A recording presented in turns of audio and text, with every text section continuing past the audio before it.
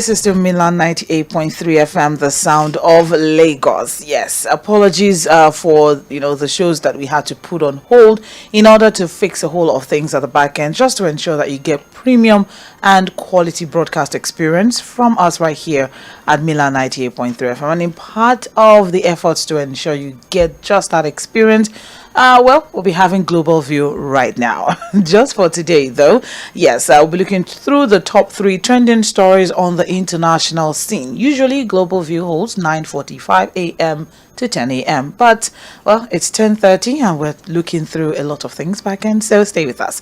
My name still remains Omobola Sandra, and of course, Sahid Fuhad will be joining in via the phone line to give analysis to the stories that we're going to be looking through this morning.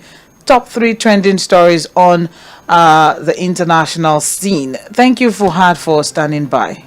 Yes, thank you, Sandra. Right. What a morning! What a morning! But then we're here for the listener, and we'll do anything and everything to make it possible to ensure that you stay updated as regards what is trending. So let's just get into it. Of course, we're starting with Israel-Palestine. U.S. President Joe Biden has arrived in Israel to meet Prime Minister Benjamin Netanyahu of Israel. He pledges U.S. support and says last night's hospital attack in Gaza appears to have been caused by the other team. So, I mentioned earlier on Trends in the Papers the fact that there was a bombing that happened in a hospital in Gaza, and there have been different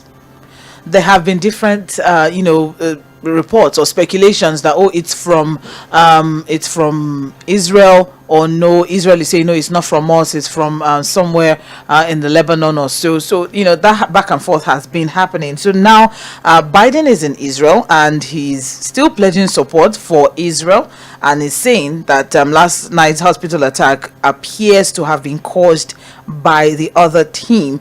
Israel is saying the blast on Tuesday was caused by a rocket misfired by Palestinian militants. So as it is now, Hamas, Palestinian authorities and other countries are still blaming Israel for the explosion, which Hamas has said has killed more than 500 people. But Fuhad, let's look at it from the U.S. angle at this point now, with all of these casualties that's happening on both sides. All right, should U.S. at this time be pumping the energy or trying to see how there can be some sort of ceasefire and conversations going on? I think the U.S. is between the devil and the deep blue sea, and it's unfortunate. On one hand, you have them thinking about humanity, trying to give standards as to how to engage in a warfare like this. Even the statement of, we're going to be in talks with Israel to ensure there are minimal civilian casualties, shows that they don't really know where to stand on this particular issue. You have a situation where you want to support Israel, to defend itself, and of course, clear Gaza of quote and unquote so-called militants. On the other hand, you have a big problem for the U.S. It's total support for Israel as far as crisis in the Middle East is concerned, and the right of Israel to defend itself. It's a very big problem. Biden is going to be there, but what will change? Exactly. And what is going to change? It's unfortunate that the hospital has been attacked. A lot of lives have been lost. Innocent lives have been lost again. This particular war between Israel and Hamas. So very, very unfortunate. A sad occurrence, but it is what it is. Well, I was just going to ask that, what's the presence of the United States president in Israel going to, do at this point? There have been conversations as regards about 3 or 4 of the hostages, taken by Hamas, U.S. citizens. Do you think maybe there could be conversations as regards ensuring that these hostages are released? Well, I'm sure the U.S. is doing something at back end to ensure a safe release of the hostages. I'm 100% sure about that. Because again, they will do everything, and I'm sure that they are reaching out to friends of Hamas, friends of Palestine, to see how that can happen. You can talk in the morning, but at night, we'll be able to also do something. That's what happens when it comes to international diplomacy and deep state international politics. Sometimes you hear, oh, we'll never negotiate with terrorists. But before you know it, at the back end, negotiations happen, and you see that, look, some things can happen at that point. So I'm seeing a situation where all the storm chasing, all the grandstanding, they eventually come to negotiations to see safe release of these hostages. There are about 200 hostages held by Hamas in Gaza. I'm not sure if we want to go into a ground operation that would, endanger the lives of these 200 people. And it could be more than that, because there are still people missing in Israel that are not accounted for. So you don't go into a ground operation and then you risk the lives of these people. There's also pressure on Israel. I've said it. Yes, they have all of the military equipment, all of the knowledge and all of that. But going into a ground operation in Gaza, in the mind of the hostages, how to rescue the hostages makes it extremely difficult for them. If there are no hostages, Sandra, easy going into Gaza, clean up whatever you want to clean up and leave. But now there are hostages, and you also have a mandate to bring them home alive. So it's a very tough one for them. All right, then. Thank you very much for her. The IDF is saying at least 450 rockets fired from Gaza since then have landed on Gazan territory. So maybe they should actually look into that one. But that's all for that particular story. Let's move on now. Elon Musk X, formerly known as Twitter, has started charging new users in New Zealand and the Philippines $1 a year to access key features as part of a new trial. They include the ability to tweet, retweeting posts, liking posts, replying to posts. So those who opt out of the subscription fee will only be able to read posts, watch videos, and follow accounts. That is what may be coming as regards this. And they're saying that the aim is to reduce spam and manipulation of the platform and robotic activities. That is what we're looking forward to. The interesting thing about this is, Elon Musk and the decisions he has made as regards Twitter in recent times, ever since he took over ownership of Twitter. And now it just seems that it's never going to end. More seems to be coming in. No, I think that wants to commercialize Twitter fully.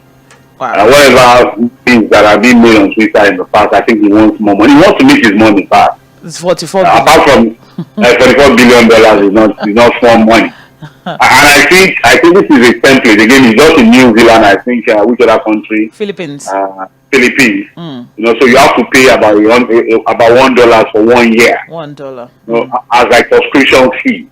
It started with people paying to get the blue badge. Verified, yeah. To get the blue badge. Now, this is a template, test template for eventual payment for you to use Twitter subscription fee. So I think we are going to the era where you see that I keep calling it Twitter. Users may have to now pay to be on X. And I think what it's going to do again is that depending on what you are paying, there will be different subscription fees that gives you the benefit of features. So there will be, if you are going to pay $1, for example, you are limited to a number of features. If you are paying more, you have other features. Just like the way we are using our cable TV. So I see a situation where eventually the X will be a platform for people who can pay for it. If that is sustainable, I don't know. Threads came up as a competition, but I don't think anything has really happened with Meta Threads, the one by Zuckerberg. But people have thought that with Threads, the competition would come. Elon Musk would be taught beta lesson and all of that. But I think people are so obsessed with the use of X, or people are glued to X and they don't want to leave. Well, I don't think anything is happening on Threads. The initial buzz that came with Threads, everybody subscribing to it and all of that has gone down. Nobody's talking about it again. So people are still on X. Yeah, people are still on X and are still using it. But so we'll see what happens when eventually everybody has to pay to use X, whether it will become sustainable or become a situation where it will eventually see the end of X. People will migrate to Threads eventually if it becomes free and better for users. Well, there's a risk of putting X behind a paywall, and that is the fact that the platform may actually lose a large chunk of its users. I mean, people who do business on that platform and trying to get money, yes, but then there are some people who are there for the purpose of getting information, because of course we all know that one of the major advantages of having X is the real-time information that you get. So that in turn, some people are concerned that it could drive down advertising revenue, and that currently accounts for the vast majority of X income. So with this now, is this? That's what I'm saying. I'm not part of the think tank for X. But when we think that, look, if eventually people stop using it, it's going to affect its advertising revenue that comes from advertising and all of that. But where all of this idea of people paying, because one of the advantages social media platform leverage on is the free usage. You subscribe free, and then you're on that platform. And of course, they take advantage of the number of users to also make money from advertisers. That has always been the template for revenue generation for social media owners, but social media platform owners. But I think X has a different idea. I think in his mind, there was more things that, look, if you're on X, you must say something, whether as a user or an advertiser. He wants to get money from everybody and anybody on X. And that's what he's trying to do. But whether that will be counterproductive or not, just have to wait to see what happens eventually. All right. Thank you very much, Saifwad. Let's move on now to the final story for this morning on Global View. Liberia election results. As it is now, with almost all votes counted in Liberia's election, President George Weah and his main rival, Joseph Boakai, are still running neck and neck, meaning there may be certain grounds for a runoff. At the moment now, Mr. Weah currently has 43.8% of the vote, while Mr. Hello, Fuad? Yeah, me too. Can you hear me? I can. I'm getting feedback from your end. All right. Thank you. So, Mr. Weah currently has 43.8% of votes, while Mr. Boakai has 43.5%. Provisional results have shown, and a candidate, it's clear, a candidate needs more than 50% of votes to be declared winner. So there may be a runoff, in Liberia very soon. Well, it's most likely a runoff, because if you look at the vote tally, it's neck to neck. I had thought that President Weah was going to have this easy, and that was my prediction. I thought it was going to be an easy ride. But again, Boakai seems to be doing very well, 43.8% to 43.5%, with a slim margin of about 5, very slim margin. So most likely there could be a runoff. My fear is that if there's a runoff, other candidates, if they join hands with Boakai, we may see a situation where George Weah will be defeated. So he only has a single term as president. But Fuad, at the last election in 2017, there was also a runoff, actually, because George Weah had about 38.4%, Mr. Boakai had 28.8%. So with this happening now, and if there is actually going to be a runoff, I mean, just as you just mentioned now, there are strong indications. That means that Boakai is gaining ground. As at 2017, he got 28.8%, and now he's now getting even higher, 30. So at this point now, 43.5% rather. At this point now, I mean, Judge incoming president probably needs to do something and do something fast. A second term bid for any president is like a referendum on his performance. It's not like when you are contesting newly and you make all of the promises in the world. You understand what I'm saying? So, when you are going for a second time, it's a referendum on your performance. And, people would always have different opinions about your performance. So, most likely, you may not be able to get that kind of vote that you got in your first time. So, it's understandable that Boakai is making, some good, performance as far as this election is concerned. But, again, my fear is that if there's a runoff, and all other contestants in this election now try to join us with Boakai, we might see a situation where he will eventually be, because the margin is too close, 43.8%, 43.5%. it's too close for comfort for any president that wants to get the second time. Too close. It's very slim. I mean, we're looking at just a measly 5,456 votes difference. And results are still pouring in. So, we'll see how things will pan out. Whether or not there'll be runoff. Well, there has to be runoff because I mean, somebody has to have that 50% at the end of it all. But we'll see how things will go. Voting is set to be repeated in some parts of Sinua, Nimba, and Montserrado counties on Friday after ballots were tampered with by unknown people. As it is now, none of the other 18 presidential candidates received more than 3% in the first round. So the two main candidates are likely to seek their endorsement as each vote will count in a runoff. So it's just been between both Boatai and President Weah. Yeah, that's most. We will see. Yeah, true. Runoff would have to be between the two leading candidates. Like I said, my mind tells me the other candidates will step down and support Boakai unless something changes and Mr. Way is able to negotiate his way with the other candidates to support him. But what I think, if you look at it majorly, these are the two main guys. The other guys maybe add one or two things to whoever they decide to support eventually. But it's going to be between the two people. And a runoff will be very, very tough for Mr. George Way. It's a very tough one for him, if it happens. Well, we wish him all the best. So, more importantly, we wish Liberians all the best. It boils down to them, and they know what's best for them. I guess at this point, I'll just leave it at that.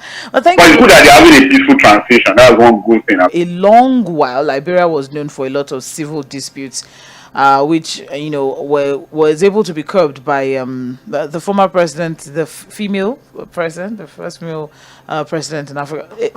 What's her name again? I've forgotten. But ʟɪᴛᴜ, yes, Johnson, ʟɪᴛᴜ Johnson. Thank you very much, yes. Fuad.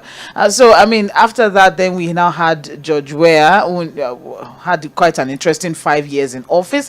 So we'll see if Boatai will be able to rescue, as he has claimed in his campaigns during the elections, during the campaigns season. So we'll see if he can actually do that, or if George Weah will continue the good work, yes, that he has started in the first 5 years. Thank you very much, Said Fuad, for joining in on this impromptu global view this morning. I appreciate it. Thank you for having me, Sandra. All right, and that's a wrap for today on Global View. Of course, more amazing, beautiful content for you on Mainland 98.3 FM. All you have to do is stay tuned. All right, and then by 11, Eric Lemibe will be here for the lunch cafe that will run from 11 till 3 p.m. And then, of course, ᴑᴜᴜᴜ will take off with the Sunset Drive by 3 p.m. All amazing programs lined up for your listening pleasure. So please stay tuned.